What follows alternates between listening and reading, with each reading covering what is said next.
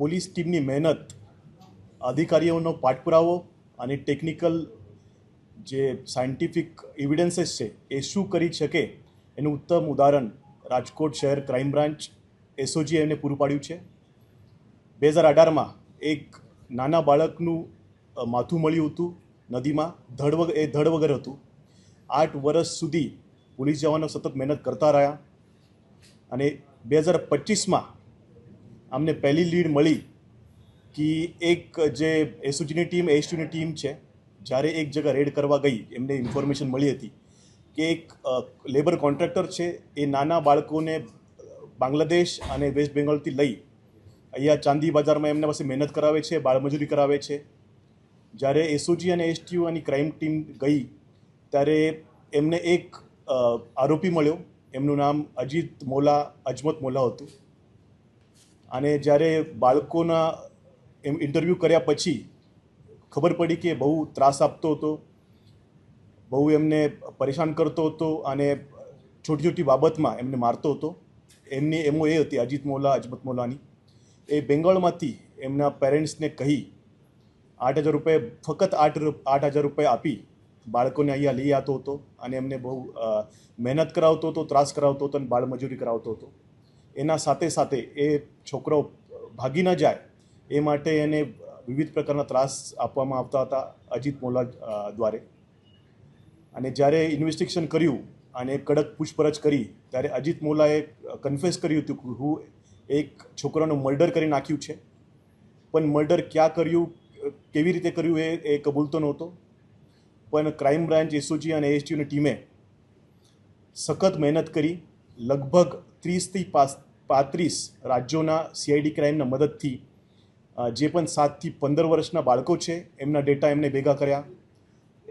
એ ભેગા ડેટામાંથી કોણ આ બાળક હોઈ શકે અને એમાંથી મિસિંગમાંથી કોણ મળી ગયું છે, કોણ પરત આવેલ નથી, એ ડેટા ચકાસ્યા.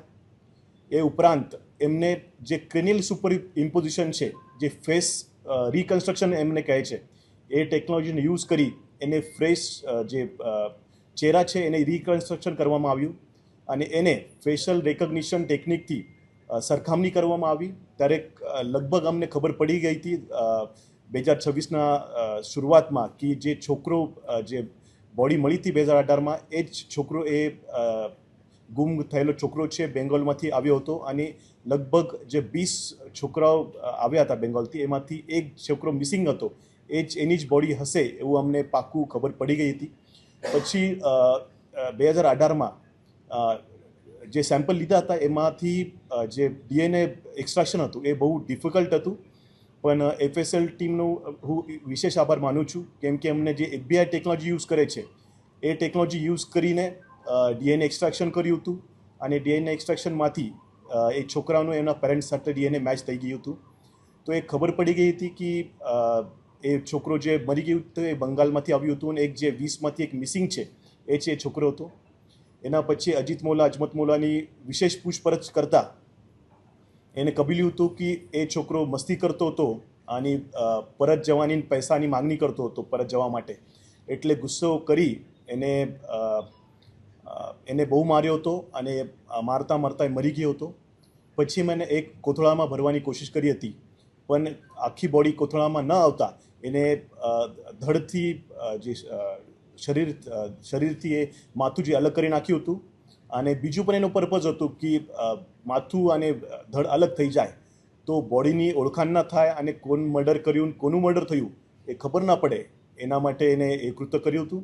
અને જ્યારે અમે એમને પેરેન્ટ્સના કોન્ટેક્ટ કર્યો તો એકદમ ગરીબ ઘર પરિસ્થિતિ હતી એમની અને એમને બહુ મહેનત કરી નથી, કેમ કે છોકરા જે એમને મોકલ્યા હતા 8,000 માટે એને મોકલ્યા હતા અને ગરીબ પરિસ્થિતિના કારણે બહુ જગ્યાએ ઓળખાણ ન હોવાના કારણે એ જેવી રીતે ટાઈમ જતો કે ભૂલી ગયા હતા. પણ રાજકોટ ક્રાઇમ બ્રાન્ચે 8 વર્ષ પછી એ ગુનાને ઉકેલ્યો છે અને હું Rajkot ACP crime, SOG team અને એસટીયુ ટીમ એને બહુ અભિનંદન આપું છું. અને 8 વર્ષ જૂનો ગુનો ડિટેક્ટ કર્યો એ બદલ ટીમને અભિનંદન આપું છું. જે આરોપી છે એ પહેલાંથી જ વિકૃત માનસિકતા ધરાવતો હતો, કેમ કે એના ઉપર 2 ગુના અગાઉથી અમે દાખલ કર્યા હતા અને એક ગુનામાં એને અનૈસર્ગિક જે અત્યાચાર હતો, એ અનૈસર્ગિક અત્યાચાર એક બાળક સાથે કર્યો હતો, એના પણ ગુનો એના વિરુદ્ધ દાખલ થયો હતો અને પહેલાંથી જ વિકૃત માનસિકતા ધરાવે છે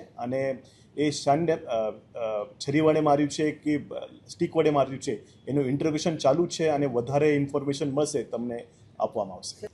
એ જે જ્યારે બાળકને એને માર્યો, એ મરી ગયો, એના પછી એને 2 ટુકડા કરવામાં આવ્યા હતા અને માથું અને એને અલગ અલગ જગ્યાએ ફેંકવામાં આવ્યો હતો. અત્યારે જે ડિસ્કવરી પંચનામા છે એ અમે કરવાના છીએ અને હોપફુલી બીજી જગ્યાએ જે એ કહે છે એ જગ્યાએ અમને ડિટેલ્સ મળી જશે. એ બહુ ખરાબ પરિસ્થિતિ છે, એમની પરિસ્થિતિ હતી. એ પોતે આવવા માંગતા નહોતા, પણ એમના પાસે આવવાના પૈસા પણ નહોતા, પણ ડીએનએ માટે એમની જરૂર હતી, ડીએનએ માટે. એટલે ક્રાઇમ બ્રાન્ચના ટીમે એમને આવવા જવાનો ખર્ચો આપી પોતાના ખર્ચે એમને ગુજરાત લઈ આવ્યા હતા અને પછી એમને પર ફરીથી ડીએનએ ટેસ્ટ પછી એમને મૂકવામાં પણ આવ્યા હતા. 20 જે છોકરાઓ હતા એમાંથી એક ગુમ હતો અને 19 જે છોકરાઓ છે, 19 છોકરાઓને એને એવી રીતે એને કહ્યું હતું કે એ છોકરાને હું પાછો બેંગોલ મોકલી દીધું છે, એવી રીતે એને કહ્યું હતું. એ ઘણા બધા વર્ષોથી 2025 સુધી એ લગભગ 10 થી 12 વર્ષથી એ બાળ મજૂરને મજૂરી કરાવતો હતો. એને 2 ગુના એમને નોંધાયેલા છે.